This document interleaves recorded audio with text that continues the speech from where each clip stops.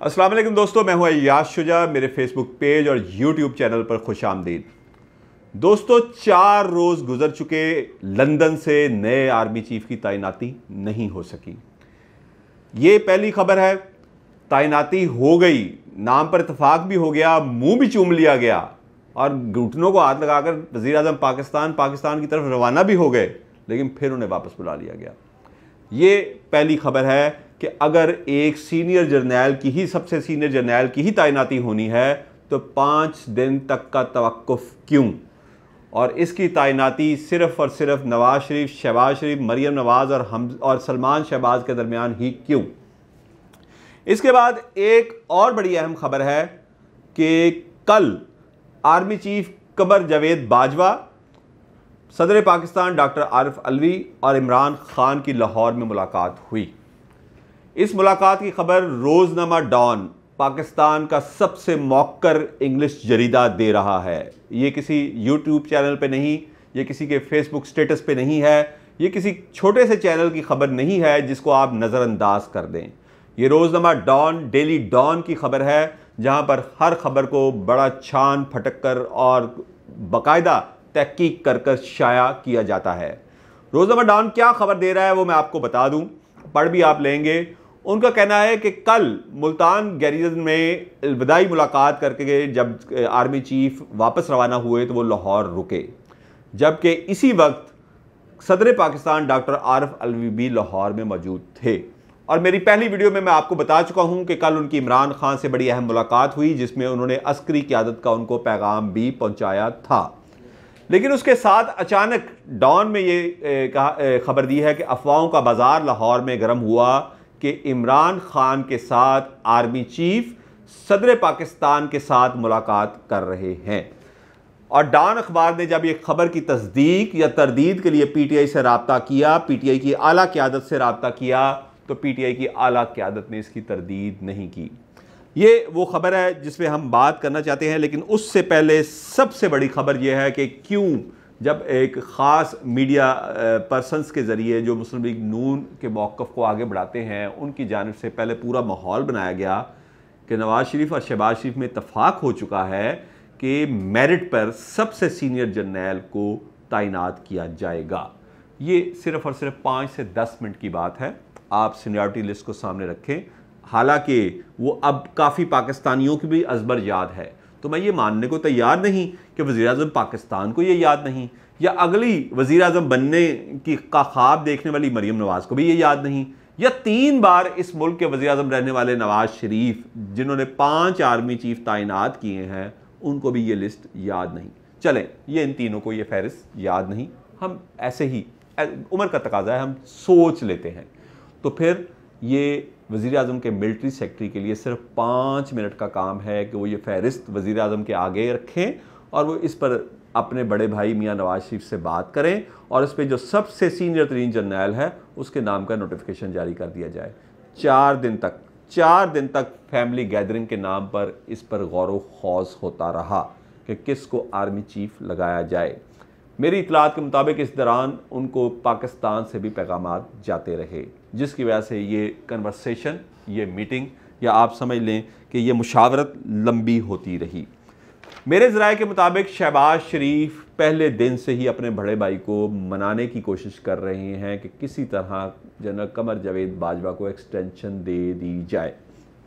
आप कहेंगे कि मैं बड़ी फजूल बात कर रहा हूं, लेकिन क्योंकि आईएसपीआर कह चुका है, उन्होंने अलविदाई मुलाकातें शुरू कर दी हैं, बिल्कुल कमर जावेद बाजवा एक्सटेंशन नहीं लेना चाहते, आईएसपीआर भी दुरुस्त कह रहा है, लेकिन ये बात वज़ीर आज़म पाकिस्तान कर रहे हैं। और क्यों कर रहे हैं? क्योंकि उनको दोस्त ममालिक की जानिब से अपने तहफ़्फ़ुज़ात से आगाह किया गया है कि जब तक, यानी कि मौजूदा सेटअप में जनरल कमर जावेद बाजवा जो हैं वो पिछले कई साल से ये तमाम मामलात को देख रहे हैं, और सी पैक जिसके ज़रिए ये जो आइंदा सऊदी प्रिंस का यहाँ पे दौरा है, सबसे बड़ी इन्वेस्टमेंट पाकिस्तान में आनी है, उनका भी जो गारंटी है, जो उन्होंने गारंटी ली है वो पाक फ़ौज से ली थी नवाज शरीफ साहब के दौर में, इसकी सिक्योरिटी की गारंटी, इसको जारी रखने की गारंटी।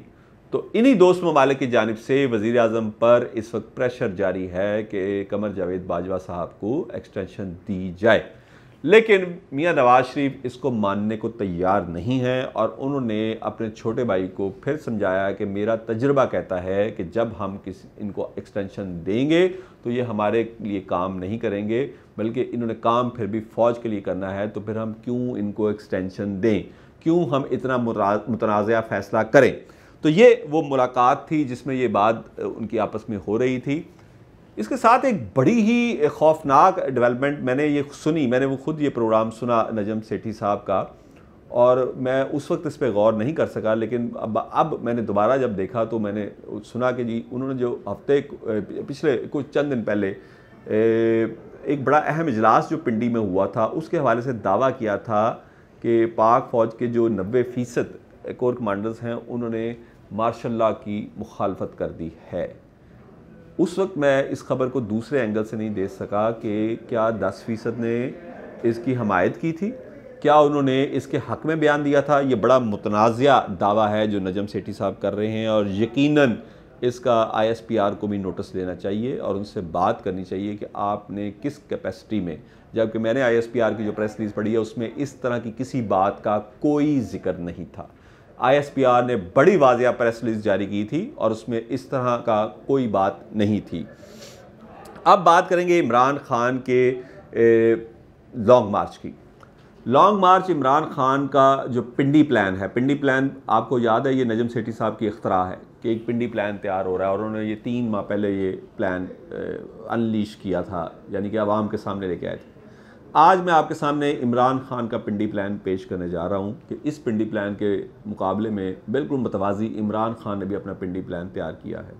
और पिंडी प्लान क्या है कि नवंबर के आखिरी अशरे में उनका लॉन्ग मार्च जो इस वक्त फैसलाबाद और वज़ीराबाद से आगे चल रहा है, वो नवंबर के आखिरी अशरे में पिंडी पहुंचेगा, और ये ऐन वही वक्त होगा जब हुकूमत पर नए आर्मी चीफ की तैनाती या जनरल कमर जावेद बाजवा की एक्सटेंशन के लिए दबाव होगा, और जब ये वहाँ पहुँचेंगे तो ये दबाव मज़ीद शदीद तर हो जाएगा, और शायद हुकूमत उस वक्त इस लॉन्ग मार्च के प्रेशर को बर्दाश्त ना कर सके, और इसके प्रेशर के तहत ही वफाकी वज़ीर दाखिला राना सनाउल्लाह बेचारे जो फ़ौज का कार्डियोलॉजी का हॉस्पिटल है उसमें इस वक्त ज़ेर इलाज हैं, क्योंकि उनका दिल जो है बड़के वो अच्छी मारते हैं। मैंने अपने दोस्तों को मौला जट फिल्म भी जिन्होंने देखी उन्होंने भी मुझे बताया कि उसमें भी बड़ी अच्छी बड़कें थी, हमजा अली अब्बासी की और फवाद ख़ान की।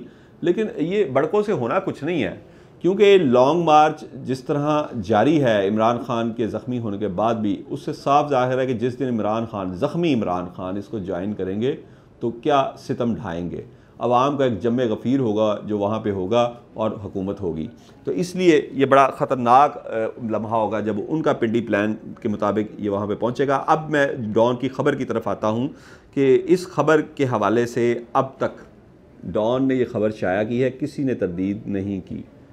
PTI ने तरदीद नहीं की, ISPR ने तरदीद नहीं की, और तीसरे फरीक इमरान खान ने तरदीद नहीं की, और सदर पाकिस्तान आरिफ अलवी ने भी तरदीद नहीं की।